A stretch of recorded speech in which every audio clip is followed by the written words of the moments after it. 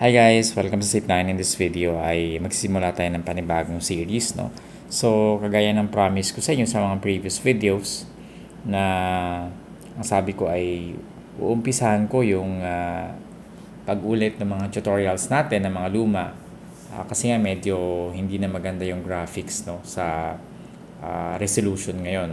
Tumaas na yung resolution ng mga computers, no, ng mga phones, kaya hindi na siya masyadong magandang tignan. So, I'll start with this series, yung series natin on greatest common divisors. Of course, aside from improving the graphics, no, pinag-isipan ko na ng mas maayos, no, yung pagkakasunod-sunod ng mga tutorials, no, and hopefully ay makatulong sa inyo itong mga tutorials natin. So, ngayon, pag-uusapan natin kung ano ba ibig sabihin ng common divisors, ng divisors, tsaka ng greatest common divisors, no. So, pag sinabi nating divisors of 12, ano ba ibig sabihin nun? Divisors of 12.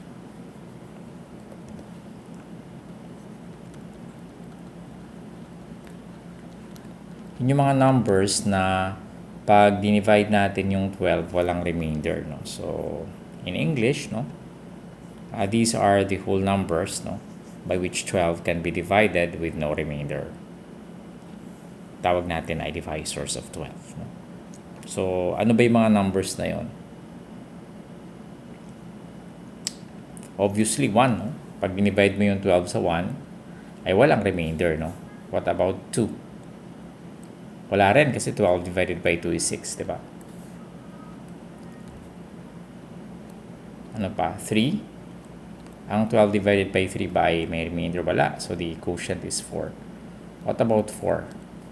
12 divided by 4 is 3. So, divisor din siya. What about 5? Pag dinivide ko ba yung 12 sa 5? 10 siya, di ba? May remainder na 2. At 12 divided by 5 I mean is 2. Kasi dalawang 5 magiging 10. So, may remainder na 2. So, hindi siya kasama. Hindi divisor ng 12 ang 5. What about 6?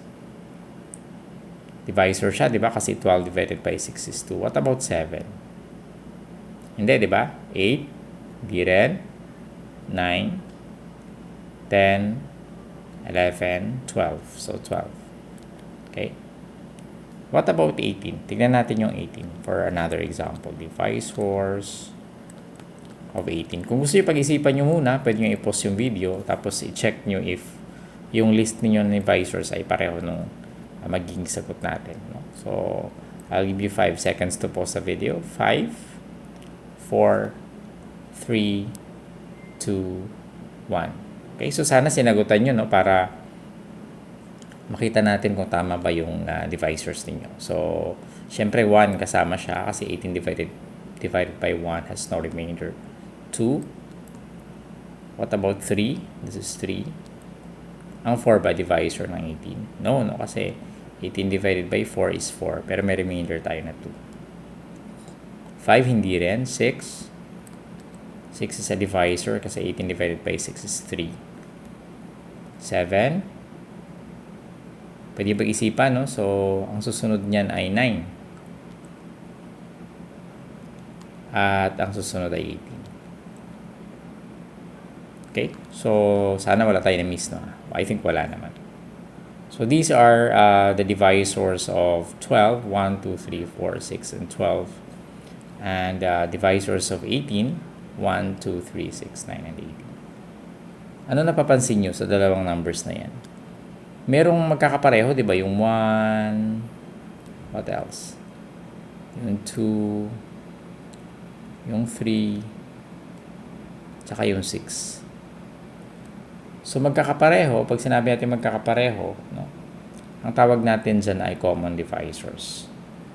So, common divisors ng dalawang numbers, which is divisors of 12 and 18. So, pag sinabi mong common divisors of 12 and 18, ibig sabihin, divisor siya ng 12 at the same time, divisor din siya ng 18. So, ano yung mga yun? Yung may mga common. Yung 1, 2, 3, and 6. So, pag sinabi, so, the numbers, no? The numbers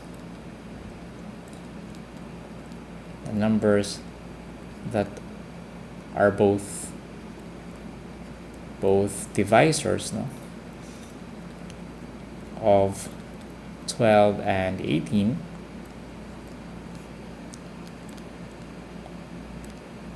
are called common divisors.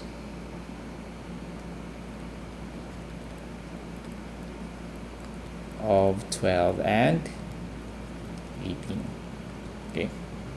So, common divisors. Now, sa mga common divisors na yan, anong pinakamalaki? No? Ang pinakamalaki ay 6. No?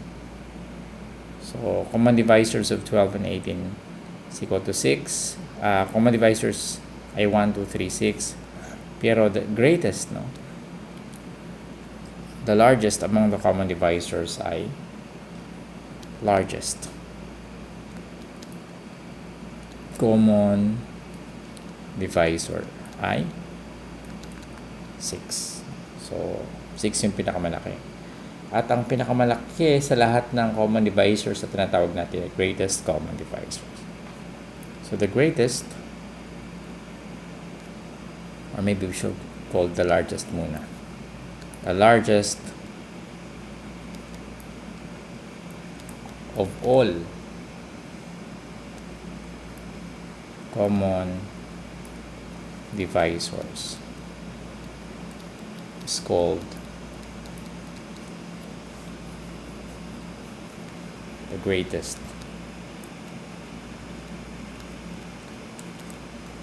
common divisor, or yung tinatawag natin na GCD. Okay? So, sa ibang libro ang tawag dyan ay GCF. Pero pag-uusapan natin later kung ano ba pagkakaiba ng GCD tsaka GCF. Actually, pareho lang yan in terms of operations lang yan sila nagkakaiba. Okay, so bago tayo magtapos, tignan natin. Siguro one more example, no? What about divisors of 14. Ano yung mga divisors ng 14? So, we have 1, we have 2, we have 7, tsaka we have 14. Divisors of 35 kunwari. So, we have 1, 5, 7, tsaka 35. So, ano ang common divisors nila? Common divisors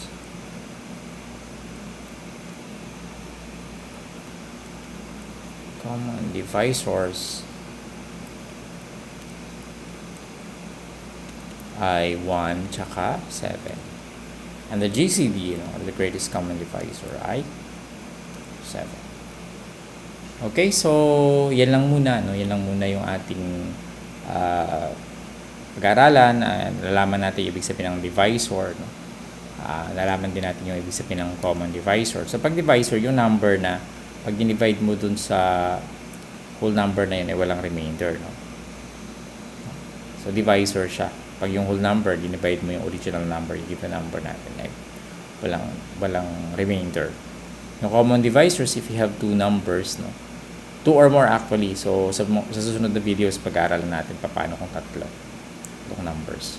So, if you have a common number na nagdi-divide dun sa dalawang numbers, then they are called common divisors. Kagaya nito, 1, 2, 3, and 6. Okay, so sana may natutunan kayo. And of course, by the way, sorry, hindi pa tayo tapos. Yung GCD is the greatest among the common divisors, or the largest. Okay, so sana ay may natutunan kayo dito sa video na to. We will have more examples in the next video, so abang-abangan nyo. Bago ako mag-end, gusto ko kayong invite sa ating YouTube channel, youtube.com/user/zip9ph. Our Facebook page, facebook.com/zip9ph, and our website, zip9.com. See you in the next tutorial.